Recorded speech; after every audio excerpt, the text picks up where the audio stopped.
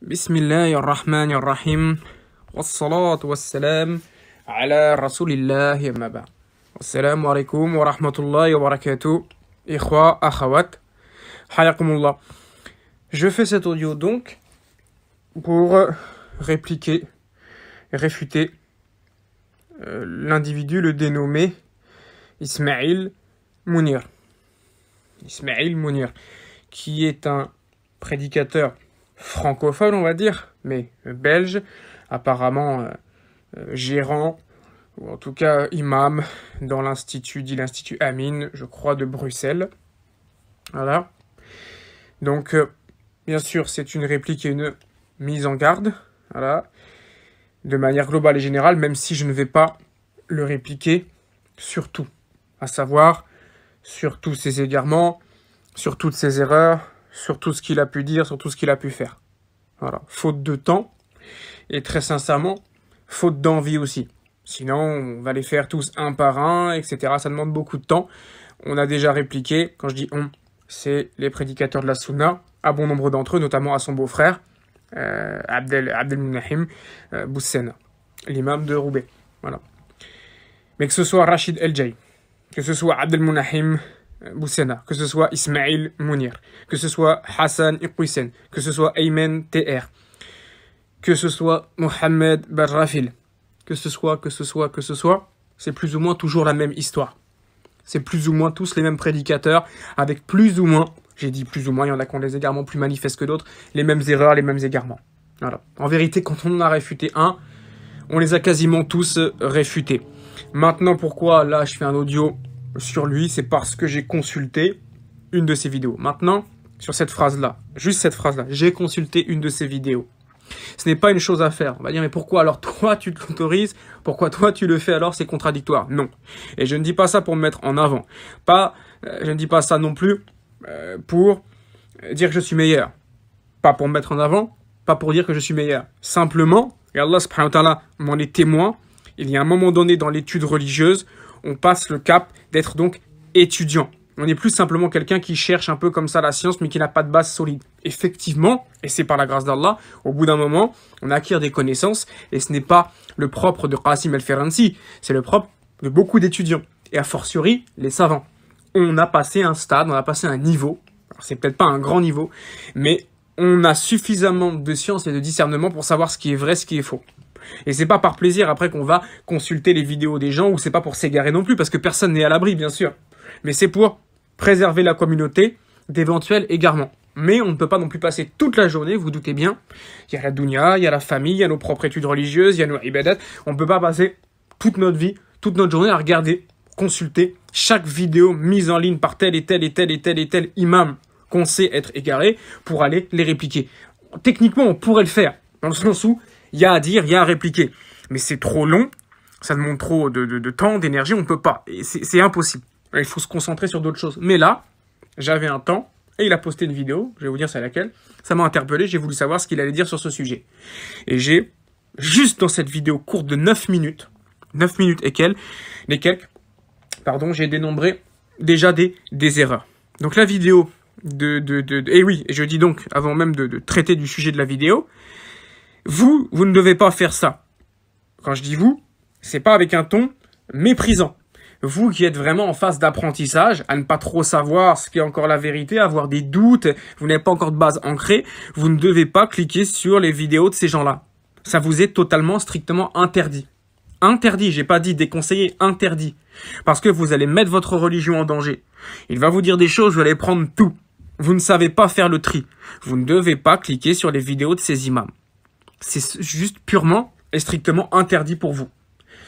Passer un cap, comme je dis, passer un niveau, on peut se pencher dessus, pas pour s'égarer, pas pour les écouter pour prendre de la science, mais pour faire le tri justement de ce qu'il a pu dire dedans, parce qu'on en a les capacités, bi'idnillah walhamdulillahi rabbil alamin, et on vient après les réfuter pour préserver la communauté. C'est une cause de préservation de la communauté, on vient invertir la communauté. Attention, il dit comme ça, on met en avant et on met en lumière des égarements et des erreurs et des incohérences. Vous voyez la grande différence? Et ça, les savants, ils l'ont expliqué. Les savants, ils disent aussi, parfois on va être amené à lire en tant qu'étudiant un livre d'égarement pur, un livre de chiite, un livre de soufi, etc. Mais c'est pas le lire pour le lire. C'est le lire pour regarder quels sont les égarements, pour ensuite répliquer. Vous voyez ce que je veux dire? Mais c'est pas tout le monde qui peut faire ça. Donc voilà, moi mon conseil il est clair. Quand je dis j'ai regardé une vidéo de Ismail Mounir, c'est pas ce que je vous recommande. Ne le faites surtout pas. Bref, el-Mouhim.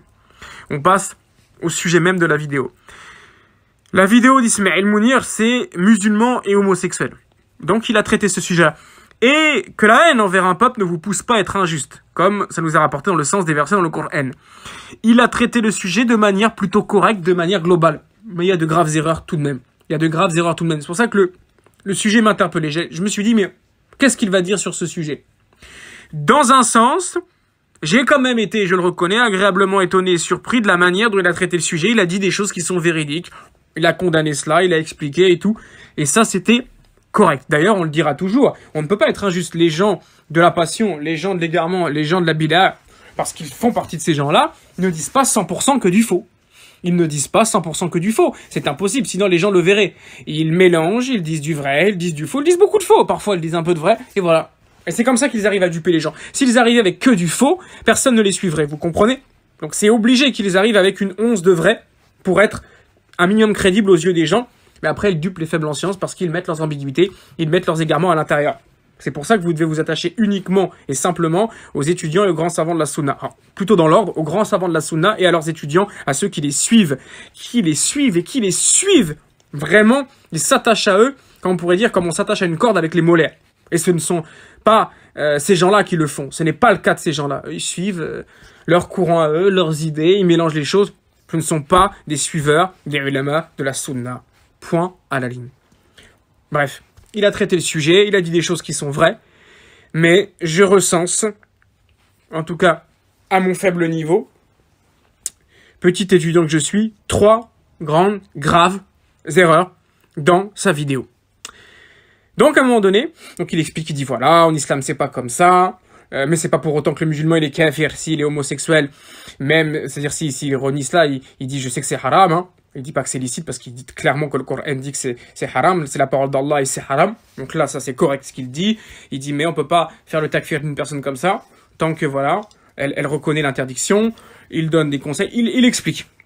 Mais à un moment donné, il dit, et ça aussi c'est juste, ce n'est pas parce qu'il y a des homosexuels qu'on doit, soit musulmans ou autres d'ailleurs, s'acharner sur eux, leur manquer de respect ou les attaquer.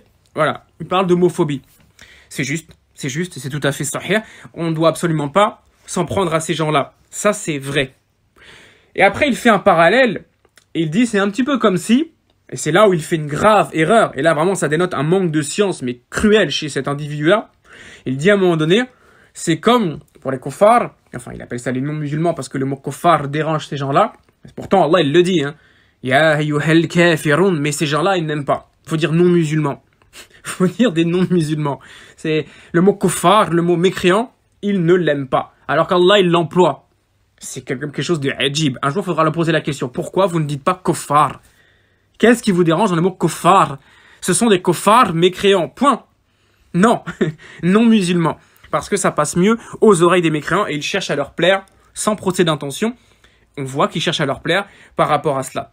Bref. Donc il dit, c'est comme si on voit des non-musulmans boire de l'alcool, parce que là, voilà, il dirait, mais s'il y a des mécréants des non-musulmans, excusez-moi, s'il y a des non-musulmans qui sont homosexuels, ça les regarde, là, le conseil, en gros, il dit, je fais le conseil à ma communauté, je suis en train de dire aux musulmans, en gros, mais ne soyez pas dans cet égarement-là, parce que le Coran réfute cela, voilà, ça fait pas partie de l'islam, et qu'Allah nous guide, et tout ça, Voilà, il dit, en gros, le conseil, il s'applique qu'aux musulmans, mais il exclut les kuffars. Il dit, si les kuffars ont envie d'être homosexuels, ah là, par contre, je ne dis rien contre eux. Et elle dit c'est la même chose comme si je vois quelqu'un boire de l'alcool dehors, mais il n'est pas musulman, je n'ai rien à dire, dans la mesure où quoi, où les interdictions, et là, écoutez l'égarement, où les interdictions liées à l'islam ne concernent pas les kuffars. Je dis Allahu Akbar, je dis Allahu Akbar, et je dis encore Allahu Akbar, je dis Subhanallah al-Azim, je dis La hawla wa la quwwata illa billah. Quelle ignorance. Soit c'est du talbis, je lui souhaite pas parce que c'est encore pire. C'est-à-dire, il connaît la vérité, mais il la cache pour ses propres intérêts, pour défendre son nefs. Soit c'est de l'ignorance pure. On va avoir le bon soupçon vers Ismaïl, et on va dire que c'est un grand jahil. D'où les interdictions ne concernent pas les kuffars. Il a étudié où? Appelez n'importe quel savant de la Sunna. Tout de suite maintenant, appelez n'importe quel savant. En Algérie, en Égypte, en Arabie, au Yémen. N'importe quel savant. Il y a unanimité, il y a ijma' chez les ulama à ce sujet-là. C'est un point fondamental dans la religion. Tous les ordres d'Allah subhanahu wa ta'ala, tous les ordres concernent les mécréants et les musulmans. Simplement, les musulmans, ils s'y soumettent dans la mesure où ils se sont soumis à cela via Ashhadu an la ilaha illallah wa Ashhadu anna Muhammad Rasulullah, Ash-Shahada. Ils sont donc entrés en islam, où ils y étaient de naissance, naam. Et donc, ils doivent pratiquer ces choses-là. Mais on ne dit pas que les kuffars, regardez la mauvaise compréhension de cet individu, on ne dit pas que les kuffars, ils sont exemptés de ces choses-là. On dit que non seulement ils sont dans les kaba'ir, dans les péchés, l'homosexualité, le vol, la consommation d'alcool, tout un tas de choses. La zina, les relations sexuelles hors mariage, même entre un homme et une femme envers un homme, peu importe. On dit qu'ils sont et en dehors de Ash-Shahada et dans ça aussi. Et ça, c'est ce qui est expliqué par les savants. Ils auront le châtiment du kufr, d'avoir renié din à l'islam, de ne pas avoir cru, plus pour tous leurs péchés commis. La zina n'est pas licite au kuffar. Et là, Ismaïl Mounir, qu'Allah Azzawajal le guide, c'est grave, il est en train de dire que les interdictions liées à l'islam et les obligations liées à l'islam ne concernent que les musulmans. C'est complètement faux. Un kafir, il doit prier. Avant ça, il doit entrer en islam, bien sûr, mais il doit prier. Il a des dhounoub pour le fait qu'il prie pas. Il a des dhounoub pour le fait qu'il jeûne pas. Le kafir, il a des dhounoub. Il a des dhounoub, quand il est homosexuel. Il a des dhounoub quand il vole. Il a des dhounoub quand il ment. Il a les dhounoub quand il délaisse le hajj. Il a les dhounoub quand il fait pas le zakat. Est-ce que vous comprenez ce que je dis? Appelez n'importe quel savant de la sunna. C'est explicitement dit et enseigné ça. Et il n'y a pas besoin d'avoir fait 10 ou 15 ans d'études, encore une fois, comme je le dis toujours, pour connaître ce point-là. Les lois de l'islam concernent l'ensemble de l'humanité. Mais eux, non seulement ils ne pratiquent pas le jeûne, ni la zakat, ni le hajj, ni la salat, ni ils s'écartent des kaba'ir, et en plus de ça, ils sont dans un kufr akbar, voire un shirk akbar, parce que soit ils renient Allah, soit ils lui associent. Wadih? Ça, il l'a pas précisé. Lui, il dit, et écoutez bien ce qu'il dit, je vais pas le mettre dans mon audio. Quand je dis écoutez bien, c'est contradictoire avec ce que j'ai dit avant. N'écoutez pas. Mais je ne suis pas un menteur, comme vous le savez. Je ne déforme pas ses propos. Je n'ai pas que ça à faire. Il l'a clairement dit dans sa vidéo. Textuellement. Lui-même, s'il écoute cet audio, il peut pas dire c'est un menteur. Il a déformé mes propos. Tu as dit, si tu m'entends, Ismaïl, tu as dit, mon frère, parce que tu restes mon frère, tu as dit que les interdictions ne concernaient pas les kuffars qui faisaient ce qu'ils veulent, ce qu'ils avaient envie, ce qu'ils voulaient. C'est faux! Tu vas rendre des comptes par rapport à cette parole. C'est pour ça, j'en profite pour faire le pont, c'est pour ça qu'il est interdit de vendre de la nourriture et de la boisson, même aux mécréants pendant le mois de Ramadan, parce qu'eux aussi devraient jeûner, c'est un péché. Mais lui, il est de l'avis, et c'est un avis erroné, il n'y a aucun savant de la sunna qui partage cet avis, c'est un avis erroné qui dit qu'on peut vendre de la nourriture et de la boisson aux kuffars parce que ça ne concerne pas ces gens-là, parce qu'ils ne sont pas sur la religion musulmane. Tous les gens sur cette terre doivent, j'ai pas dit qu'ils le font, dans la réalité des faits, mais toute personne sur la surface de cette terre qui respire doit se soumettre à l'islam. C'est une vérité. Sinon, tu es en train de dire, par cela, qu'il y a plusieurs religions qui sont agréées. Et là, toi-même, j'ai pas dit que c'est ce qu'il disait, mais ça c'est un sous-entendu, c'est-à-dire toi-même, t'es kafir. T'es en train de dire, l'islam c'est bien, moi je l'ai choisi, mais si quelqu'un veut être bouddhiste, chrétien ou athée, ah ça le regarde, hein, ça marche aussi, c'est bon, pas de problème. C'est complètement faux. Ça ne veut pas dire qu'on terrorise les gens, ça ne veut pas dire qu'on agresse les gens, ça ne veut pas dire qu'on force les gens, d'ailleurs une conversion forcée ne serait même pas acceptée. Donc en soi, même le terrorisme c'est stupide. Quand t'entends des gens qui disent, oui, ils nous forcent à la charia, ils nous forcent à la conversion, et nous forcent de quoi? Une conversion forcée n'est pas valide. Une conversion à l'islam, ça doit venir du cœur. C'est une volonté, c'est une foi, c'est une croyance. On ne peut forcer quiconque, on ne peut qu'appeler. On ne peut qu'appeler. Nous ne sommes que des avertisseurs. Nous disons, attention, il y a un paradis, il y a un enfer, il y a des châtiments déjà fit dunya, il y a des châtiments après, il y a une grande récompense aussi pour celui qui se soumet. On ne fait qu'avertir dans la non-violence la plus totale. Nous sommes des pacifiques. Les salafiyin, les salafiyoun, les salafis, appelez-les comme vous voulez, ahlul hadith, hein, les gens du hadith, les gens du athar, les gens de la sunna, les salafis sont totalement pacifiques et ne forcent personne.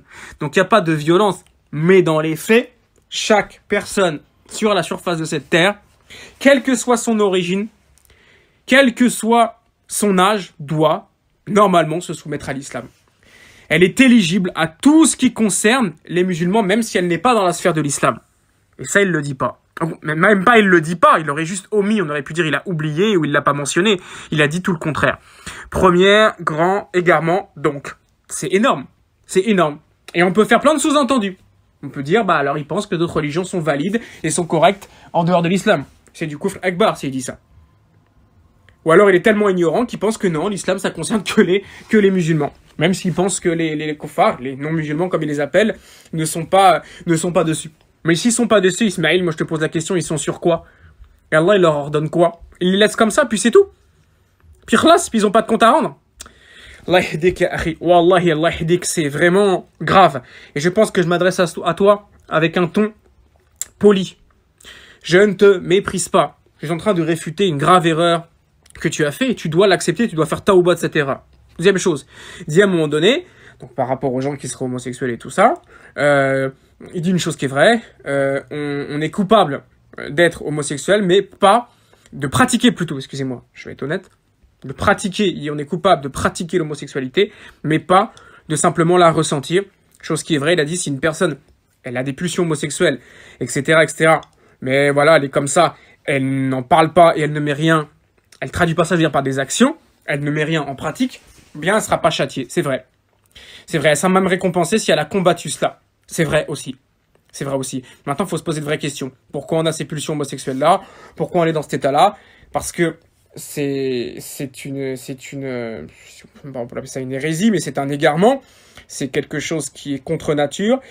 C'est quelque chose de malsain. Et c'est un fait. Point. Et ça, au-delà d'être une opinion, c'est une vérité. C'est une vérité. Voilà. Sans, après, aller cracher sur les gens qui sont comme ça, ou les frapper ou quoi que ce soit. Mais c'est une vérité.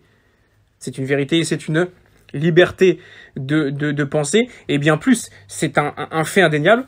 Et c'est ce qui nous est, de toute façon, enseigné clairement par le Seigneur des mondes. Donc on n'a que faire de ce que pensent les kuffars ou les gens ou les musulmans complètement égarés qui sont dans cette bassesse et cette ignominie. Point. Point à la ligne. Donc là, il dit, voilà, s'il y a des gens qui ont ça, mais qui ne pratiquent rien, ni par la langue, ni par le corps, eh bien, ils n'ont rien. Ça reste que des pensées. Il faut qu'ils fassent, moi je le rajoute, il faut qu'ils fassent leur possible pour chasser ces idées-là.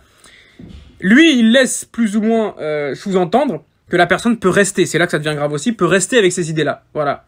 Elle est homosexuelle en elle, mais elle n'est rien en pratique, mais elle reste comme ça. Et il dit, de toute façon, le mariage n'est pas obligatoire. Qu'est-ce que c'est que ça? T'es en train de dire que si une personne, elle se sent comme ça, ma'alish qaddar Allah, elle reste comme ça. Ya Ismaïl, Allah yahdik ya akhi. Comment tu conseilles une personne comme ça? C'est tout, khalas. Ne pratique pas l'homosexualité, parce que si tu la pratiques, comme tu l'as dit, t'as un péché. Mais si tu pratiques pas, t'as pas de péché. C'est vrai. Ça reste qu'une pensée. Ça reste qu'une pensée. Et on n'est pas châtié pour nos pensées. Mais reste comme ça. Le mariage est de toute façon pas obligatoire. Alors déjà, c'est une erreur. Il y a beaucoup de savants qui disent que c'est une obligation. Maintenant, effectivement, la personne qui a fait les causes pour se préserver de la tentation, quelle qu'elle soit, la personne qui a fait les causes pour se préserver de la tentation, et qui voulait se marier, voulait ça, mais n'a pas réussi, n'a pas de péché. On n'a pas de péché parce qu'on s'est pas marié. Mais une personne qui refuse délibérément le zawaj, les savants, ils ont dit qu'elle devait consulter un médecin parce qu'elle n'était pas nette. Qu'est-ce que tu dis de ça encore? La personne est malade, elle n'est pas nette dans sa tête. Elle a un souci, elle est majnoun. La personne qui dit, moi je refuse le mariage. Ça, c'est pas la sunna. On est bien d'accord. Le zawaj, c'est une sunna pratiquée par tous les prophètes. Et c'est une chose que même les kuffars font. Pour te dire, c'est la saine raison, c'est la saine nature. On a besoin de ça. Une personne, elle ne compare pas, j'espère qu'il ne comparera pas ça s'il entend ça ou s'il réplique ou quoi. Il va citer, hey, Ibn Taymiyyah, il s'est pas marié. Les gens, c'est des Ibn Taymiyyah, rahimahullah. Non mais franchement, Ibn Taymiyyah, il a dit à la fin de sa vie, j'ai oublié. Parce qu'il était aspiré par la science, rahimahullah. Parce qu'il a eu une vie d'épreuves difficiles. Parce qu'il a fait des séjours en prison. Parce qu'il était éprouvé par les gens, justement, de l'innovation. C'est un grand savant de la sunna qui a été éprouvé, qui a voyagé, qui a été exilé, qui a été emprisonné, qui a été fouetté et qui a énormément étudié et propagé. Il a dit, oui, effectivement, j'ai pas pensé au mariage. Compare ça avec le cas de nos petits frères et sœurs ou de nos grands frères et sœurs qui aujourd'hui ne pensent qu'au zawaj. Quand l'imam fait des doigts au tarawih, tu entends Amin. Subhanallah. Les gens ils disent Amin comme si on leur avait dit, hein. Dites Amin, vous entrez au paradis directement. Ils crient. Ça a été rapporté, ça, dans les tarawih. Les gens, l'imam, il fait de dua. Oh Allah, fait que les musulmans, les musulmanes puissent se marier. Amin. Tu entends ça? Ajib, subhanallah. Donc, ils sont dans un grand besoin de zawaj, les musulmans. De quoi tu parles? Non, le mariage, c'est pas une obligation de toute façon. Ça le devient une obligation à partir du moment où tu es dans une fitna, même minime. Maintenant, si tu es Ibn Taymiyyah, ou la relève d'Ibn Taymiyyah, effectivement, il a oublié, il a dit à la fin de sa vie, j'ai complètement oublié, j'ai pas eu le temps de me marier. C'est pas quelque chose qui était prioritaire pour moi. Mais est-ce qu'on peut comparer les musulmans, les musulmanes de notre époque, et même pas de notre époque, même de l'époque d'Ibn Taymiyyah, à Ibn Taymiyyah, la plupart des gens se sont mariés parce qu'ils en avaient besoin. Et le prophète en tête, sallallahu alayhi wa sallam, s'est marié. Donc on va pas suivre l'exemple d'Ibn Taymiyyah, c'est pas un exemple, on suit l'exemple du prophète sallallahu alayhi wa sallam. Et Ismaïl, et tous ceux qui le suivent, ou tous ceux qui m'écoutent ici, on va prendre l'exemple des Khawarij, qui sont venus parler, notamment le chef, la tête, le premier qui a commencé à faire ça et à engrainer les gens en cela, et qui lui a dit comme ça, on va faire mieux que toi. Imaginez la provocation, l'arrogance, on va faire mieux que toi. Ya Rasulallah, on va faire mieux que toi. C'est-à-dire que toi, tu jeûnes et tu coupes. T'épouses les femmes et tu pries et tu dors. Nous, on va faire que de prier la nuit, on dort pas. Que de jeûner le jour, on mange pas, on coupe pas et on n'épousera pas les femmes. Il a dit, quant à moi, je prie et je dors, je jeûne et je mange et j'épouse les femmes. Quiconque ne m'imite pas n'est pas de moi, n'est pas de ma sunna. C'est un fait ou pas? Waouh, c'est un fait. Donc tu peux pas dire aux gens, comme ça, surtout après avoir parlé de l'homosexualité, de toute façon, le mariage n'est pas obligatoire. Ça sous-entend, tu as ces pulsions homosexuelles-là, ne les combats pas, ne fais pas ruqya, ne reviens pas vers Allah, n'apprends pas le tawhid et la sunna, ne cherche pas à te marier. De toute façon, le mariage n'est pas obligatoire, tu n'as commis aucun péché, parce que tu ressens du désir pour le sexe identique, et non pas pour le sexe opposé. Toute personne se doit de combattre ça. C'est-à-dire, si elle a du désir pour le sexe identique, le même sexe, elle doit combattre ça pour revenir vers le désir, vers le sexe opposé. Parce que c'est pas une nature, on ne naît pas comme ça. Ça, c'est des déviances liées au shaitan. Et j'ai expliqué, j'ai fait un audio aussi sur ça, l'homosexualité en islam. Ça, c'est des déviances. Et effectivement, tu l'as souligné, peut-être des viols par rapport à l'enfance, des coups. Quand une fille, j'ai eu un cas récemment, c'était une sœur qui parlait pour sa sœur. J'ai reçu un mail d'une sœur qui parlait pour sa sœur. Elle dit sa sœur est tombée dans l'homosexualité, comme tu le décris là, à savoir, pas pratiqué, mais ressenti. Elle dit qu'elle a du désir que pour les femmes. Bon, voilà. En creusant un petit peu, effectivement, ça c'est une chose vraie que tu as dit, parce que tu dis des choses vraies, c'est vrai. Ça vient de traumatisme, parfois. Après, tu conseilles aux gens d'aller voir un thérapeute. Mais quel thérapeute? Revenez vers Allah subhanahu wa ta'ala. Pratiquez votre religion. Arrêtez d'écouter des égarés. C'est ça la thérapie.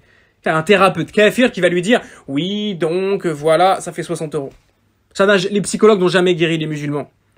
Ce qui guérit les musulmans, c'est le retour au tawhid et à la sunna. C'est at-taqwa. C'est at-taqwa. C'est comme tu l'as mentionné, je le souligne, je ne suis pas hypocrite, al-istighfar. Que chacun se repente de ses péchés, que chacun revienne vers l'unicité pure d'Allah Azza wa Jal. Et le vrai tawhid, pas juste dire il n'y a de Dieu que Dieu. Non, non, non.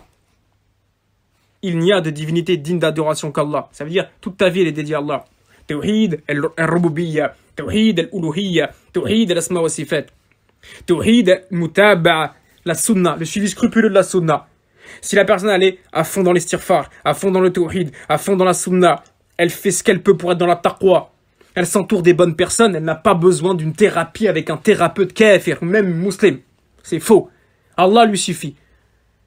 On ne dit pas Hasbunallah wa ni'mal wakil. Ça ou là là. Ça. Donc voilà. Donc tu peux pas venir dire aux gens, faut un thérapeute. Bref, passons. La sœur donc en question était traumatisée parce qu'apparemment elle a eu le mauvais exemple. Non pas elle a été abusée, ou alhamdoulilah, elle n'a pas été abusée par son père, mais il y a eu des coups, il y a eu des insultes, il y a eu des cris, il donnait un très mauvais exemple à la maison. Elle a été quoi du coup? Tu vois, je suis pas thérapeute ni psychologue, mais je l'ai compris simplement en tant que prêcheur, parce qu'on en voit des cas défiler aussi depuis le temps. J'ai compris simplement qu'elle a été dégoûtée du modèle masculin, et c'est ce qu'elle a confirmé. Elle a juste été dégoûtée du modèle masculin. Elle a vu l'image de son père, qui n'était pas un père, pas un vrai homme. Du coup, elle est dégoûtée des hommes. Ça se règle très rapidement. En faisant un travail très simple. Ça s'appelle travailler sur ses réflexes cognitifs, tu vois. Il n'y a pas besoin d'être thérapeute pour le comprendre. Changer sa manière de penser. Qu'est-ce qui est cognitif? C'est les raisonnements, les automatismes. D'accord? Comme dit ton beau-frère, tout est complexité. Il dit une chose vraie, ton beau-frère, Abdel Mounahim, s'il m'entend, il dit tout est complexe. C'est pas binaire, c'est pas blanc ou noir, c'est gris. Tout est complexe. Tout est discussion. Bah effectivement. eh ben, on a suffisamment de matière grise pour travailler sur ces choses-là. Bah, parfois, il y a des automatismes qui se mettent en place. C'est ces réflexes cognitifs. L'homme est mauvais. C'est comme ça pense cette femme-là, donc je me tourne vers des femmes. Ça se combat très facilement. Et on peut tout à fait se marier après cela en se disant simplement que non, les hommes ne sont pas tous pareils. Mon père n'est pas à l'image de tous les hommes. Je peux réussir à passer au-dessus de ça. Je vais trouver un frère charmant, éduqué, pieux, gentil. Il aura ses erreurs, il aura ses péchés, il aura ses défauts, mais il n'est pas à l'image de mon père. Et quand bien même elle tomberait sur un modèle identique comme son père, ce qui serait très triste et très difficile, ce serait une épreuve d'Allah subhanahu, et elle devrait encore garder le bon soupçon pour trouver quelqu'un d'autre. Vas-tu me réfuter sur cela? Non, c'est la stricte vérité, la stricte, pure et claire vérité. Quoi que tu puisses penser. Donc on doit aller dans ce sens-là. On doit pousser les musulmans et les musulmanes qui ont été éprouvés, comme je l'ai dit dans mon audio sur l'homosexualité, qui ont été éprouvés par de l'inceste, qui ont été éprouvés par une mauvaise vision du sexe opposé, que ce soit dans leur famille ou autre, ou qui ont vécu des mauvaises expériences en couple. Et on sait, hein, tout mal qui nous atteint est dû à ce que le waki. Donc si on a des mauvaises expériences en couple, c'est qu'on n'avait pas à avoir des expériences en couple à la base. C'est haram. Bref. Les musulmans doivent faire un gros travail, un gros taouba, un gros bilan, et puis travailler sur cela pour après se projeter dans le khair et notamment dans le mariage. Mais toi, tu dis directement, de toute façon, le mariage n'est pas obligatoire. Si la personne, Ismaël, t'écoute, se dit, ah bah, de toute façon, c'est pas obligatoire, et que tôt ou tard, elle tombe dans la zina homosexuelle ou dans la zina hétérosexuelle, tu en seras responsable. Tu dois dire aux gens, mariez-vous, mariez-vous, mariez-vous. Parce que tu n'as pas des Ibn Taymiyyah en face de toi. C'est pas vrai. Donc tu ne peux pas leur dire ça comme ça et t'en aller et dire, mais Ali, je sais rien, ils comprendront. Le mariage, moi je le dis, c'est moi, Abou Salman Qasim al-Firansi, je le dis, le mariage est obligatoire. Dans notre société, à notre époque, qui peut dire je me préserve de la turpitude, de la tentation, de la zina, de la fitna? Qui, ne serait-ce que par les yeux, par les mains, par la langue, que dire par le sexe? Wala'iyadhu billah. Qui peut dire qu'il peut se préserver de la zina aujourd'hui, quelle qu'elle soit, petite ou grande? Qui, Ismaël? Qui? Pas même toi le premier, tu t'es marié. Crains Allah, ittaqla azza wa jal de dire des choses comme ça. Le mariage, il est obligatoire. Obligatoire au vu de tous les éléments qu'on a rapportés. Mais si une personne elle a fait ses causes, elle s'est préservée de la tentation, elle n'a pas réussi, elle n'a pas de péché du fait de ne pas s'être mariée. Bien sûr, mais c'est pas ce que tu as voulu dire. Tu vas dire aux jeunes maintenant, restez comme ça. Surtout des jeunes qui ont des penchants homosexuels, restez comme ça. Non, au contraire, mariez-vous, mariez-vous, mariez-vous. Donc ça, c'est deuxième grand égarement. Tu vois, juste sur une vidéo de 9 minutes, déjà, tu commets des erreurs immondes et immenses, Ismaël. Alors s'il faut que je prenne toutes tes vidéos, laisse tomber, comme on dit. Laisse tomber. Et puis après, tu dis à la fin, et je te rejoins. Parce que tu vois, je ne suis pas injuste. Je ne dis pas tout ce qu'il dit, c'est faux. T'es qu'un menteur. Non. Que la haine envers un peuple ne vous pousse pas à être injuste. Je me rappelle à ce moment même où je fais l'audio, là. Mais tu dis encore une aberration, il y a Ismaël. La personne peut être totalement musulmane. Alors, tu dis une chose qui est vraie, voilà, j'y reviens. Elle n'est pas kafir, elle n'est pas mécréante, elle n'est pas sortie de la sphère de l'islam parce qu'elle est homosexuelle. Même si elle pratique l'homosexualité, voilà, c'est vrai. C'est vrai, on ne peut pas l'exclure de l'islam. Mais on ne peut pas encourager cela non plus. On ne peut pas rassurer les gens en disant, bah, mais Alish, toi tu l'as fait en disant quoi? La personne peut être une musulmane accomplie, une personne musulmane accomplie en étant homo. Il y a du khair. Elle pratique pleinement son din. C'est-à-dire, elle peut être pleinement musulmane, cette personne-là. Elle est pleinement dans le din. Mais d'où elle est pleinement dans le din en ayant une carence pareille? Même un menteur n'est pas pleinement dans le din. Personne, d'ailleurs, n'est pleinement dans le din. Mais on fait ses efforts. On a tous nos péchés. Il y en a, c'est des petits péchés, des grands péchés. On se repent, on se reprend. D'accord? Mais tu dois pousser les gens à être pleinement dans le din. Toi, tu dis, tu encourages et tu dis, ça, c'est un péché. Tu sais la gravité du péché? Est-ce que tu connais? Et on ne l'applique pas, bien évidemment, même dans beaucoup de pays musulmans, c'est pas appliqué parce que c'est la démocratie qui est mise en place. Mais tu n'es pas sans savoir, Ismaël, tu as fait des études soi-disant théologiques, qu'il y a une chose qui s'appelle, hein, je te le dis, on est entre musulmans, Sharia, hein, en islam, il y a des lois. Je te pose une question, Ismaël. Bien sûr, ça se passera jamais en France, jamais en Belgique, jamais en Suisse. C'est un fait. C'est-à-dire que si on connaît des musulmans homosexuels, on leur fait des invocations, on les conseille et puis on s'en va. Il n'y a rien à faire. Mais est-ce que si une personne est reconnue clairement coupable, avec les témoins, avec tout ce qui s'ensuit, d'homosexualité en Arabie Saoudite, qu'est-ce qui lui arrive? Je te pose une question. Qu'est-ce qui lui arrive? Je ne veux pas te donner la réponse. Je te laisse t'interroger pour suivre tes études théologiques. Qu'est-ce que dit Ash-Sharia? Et pas la loi du roi d'Arabie Saoudite. Non. Ash-Sharia, la loi de ton Seigneur que tu dis adorer. Propagez la bonne parole. Abonnez-vous. Cliquez sur la cloche pour la propagation de la bonne parole. Oui, je me moque. Oui, c'est mérité. Voilà. Et ben parlons-en de la bonne parole et de la cloche et de tout ça. Et de de ton nachid qui suit à la fin là pour divertir les gens. Il n'y a pas de nachid ici, il n'y a pas de il n'y a pas de tout ça. Ismaël, il n'y a pas de tout ça. Il y a le haq. C'est tout ce qu'il y a. Je te demande, est-ce que tu connais la loi islamique concernant l'homosexualité pour quelqu'un qui serait reconnu coupable ou qui s'accuserait lui-même devant un juge, un tribunal islamique? Là, la personne, elle va à Jeddah, elle va où tu veux, elle va à Riyad, elle va à Mecca et elle dit bonjour, salam alaikum, salut, je suis homosexuel. Je veux recevoir mon jugement. Qu'est-ce qui se passe, Ismaël? Taïb, je donnerai pas de réponse. C'est à toi de fouiller. C'est à toi d'interroger des LMA, c'est à toi de savoir. Mais je pense que tu sais déjà. Donc comment, juste pour plaire aux gens, je le dis, ouais, juste pour plaire aux gens, tu dis, une personne peut être musulmane aujourd'hui, mais homo, et elle est dans un rire, et elle est pleinement dans le din. Elle a une épée de Damoclès au-dessus de sa tête. C'est pas simplement, elle a fait un péché type mensonge, elle s'est repentie, elle a fait des istighfar le soir. Elle est homosexuelle, c'est grave, mon frère. C'est grave. C'est comme je dis, une personne, elle est dans la zina, mais elle est pleinement dans le din, mais elle fait la zina, elle est pas mariée. Il a 3 enfants, c'est dans la zina, il est marié, il a 3 femmes dans la zina, il a des maîtresses, aucune n'est zawaj. Aucune n'est liée à un zawaj, mais on peut pas dire, hein, c'est une musulmane, cette personne-là, elle est pleinement dans le din. Quelle pleinement dans le din? C'est quoi ta définition de pleinement dans le din? Une personne qui est pleinement dans le din, c'est une personne qui fait de son mieux, et on a tous des carences et tous des faiblesses, pour pratiquer les piliers de l'islam, et les branches de la foi, et tout ça est relié au tawhid et à la sunna. Le suivi scrupuleux du tawhid et de la sunna, et oui, je te bassine avec ça, parce que tu n'en parles pas. À quand une vidéo sur la description du tawhid? L'explication profonde des noms d'Allah Azzawajal. Apparemment, t'as dit que tu le faisais. Tu fais des cours, des conférences. Apparemment même, c'est payant. C'est payant pour apprendre la religion. Crains Allah, Ismaël, crains Allah, tu fais payer des cours. Parce que t'as dit que c'est du travail. Et nous, le travail qu'on fait, et les savants, le travail qu'ils font, c'est quoi? C'est de la crotte de chien. Aqamakumullah, c'est de la crotte de chien. Aqamakumullah. On travaille tous, Ismaël. Pourquoi tu fais payer tes cours? Ya subhanallah. Les grands savants de la sunna, ils ont pas fait payer leurs cours, mais toi tu fais payer les tiens parce qu'il faut payer les factures. Trouve un travail. Cheikh Al-Albani, il était horloger. Cheikh Saadi, rahmoullah, et rahmoullah, Cheikh Al-Albani aussi. Cheikh Saadi, c'était un médecin. Naam. Cheikh Raslan, hafidallah, il est encore vivant. C'était un médecin. Je crois qu'il est en retraite. Naam. Naam. Etc. Trouve un métier, les savants, ils ont dit, il faut travailler.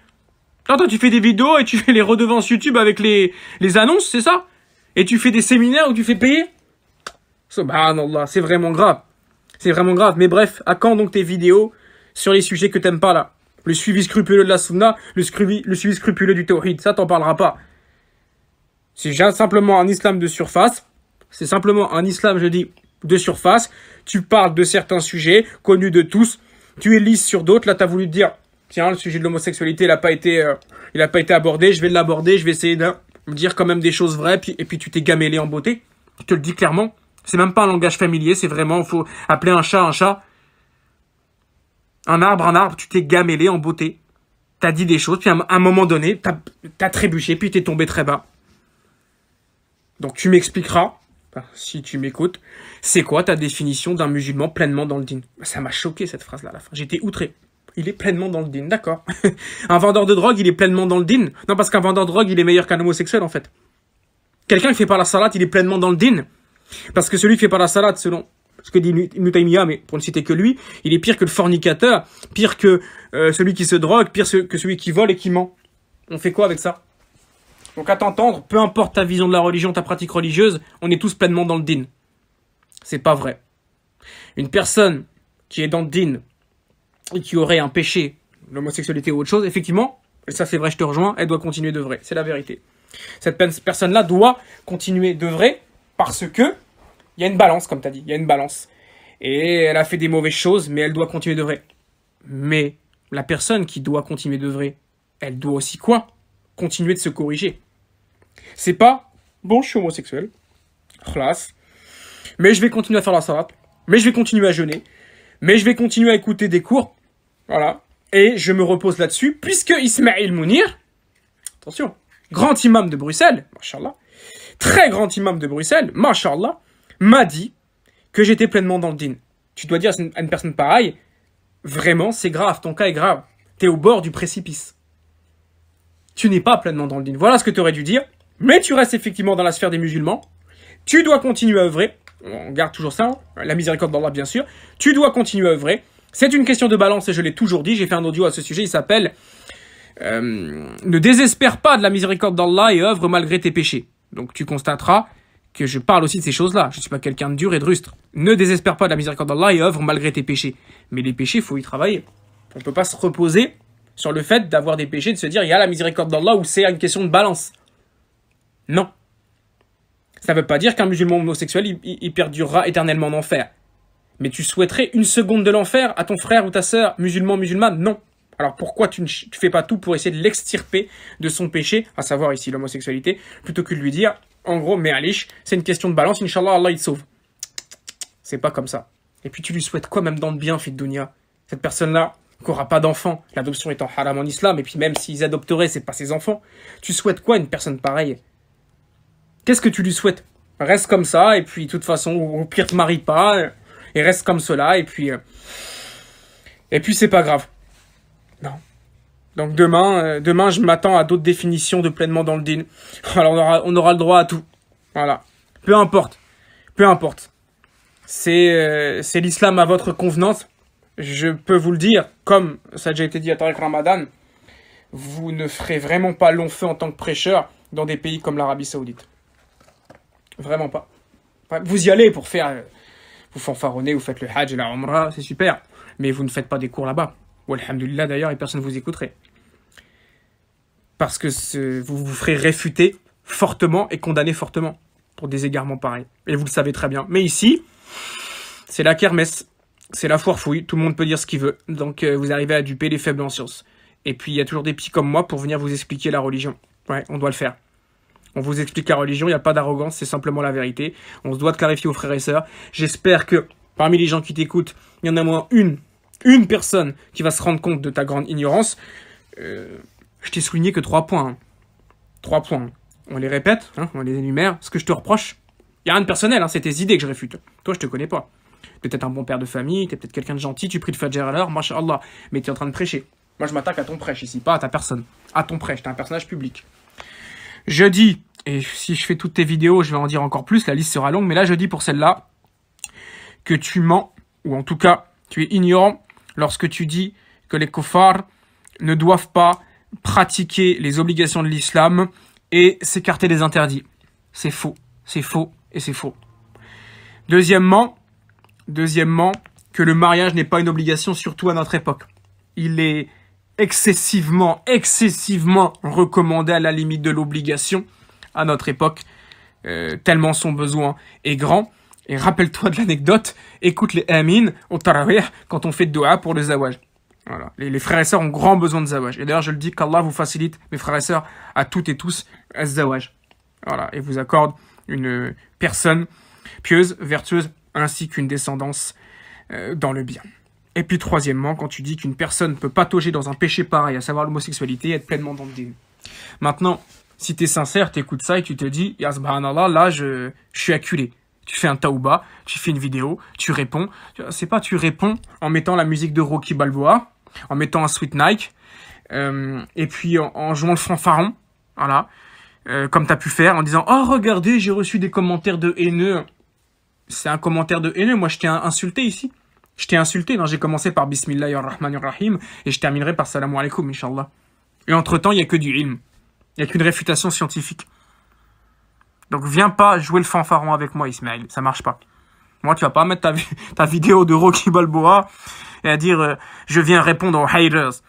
Il n'y a pas de haters ici. Tu sais pas ce que c'est qu'un rageux, qu'un haineux. J'ai pas de haine ici. J'ai du dégoût par rapport à tes propos. Je me dis, Allah musta'an, comment on peut prêcher des énormités pareilles? Donc normalement, si tu es sincère, tu te dis là, je suis au pied du mur, je fais un taouba, je fais une vidéo, je me repens de mes erreurs, et je dis barakallahu fik au frère Qasim, et je continue d'apprendre ma religion, et je vais prendre des savants.